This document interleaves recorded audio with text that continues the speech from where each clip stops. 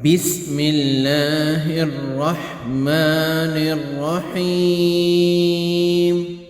اقرأ باسم ربك الذي خلق خلق الإنسان من علق اقرأ وربك الأكرم الذي علم بالقلم علم الإنسان ما لم يعلم كلا إن الإنسان ليطغى أن رآه استغنى إن إلى ربك الرجعى أرأيت الذي ينهى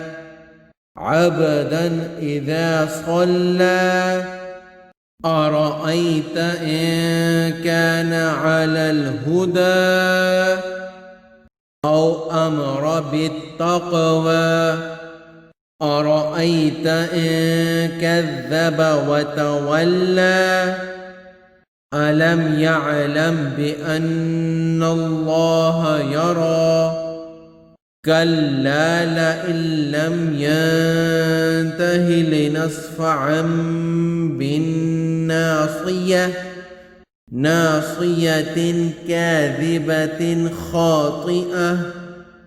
فليدع ناديه سندع الزبانية كلا لا تطعه واسجد واقترب صدق الله العظيم.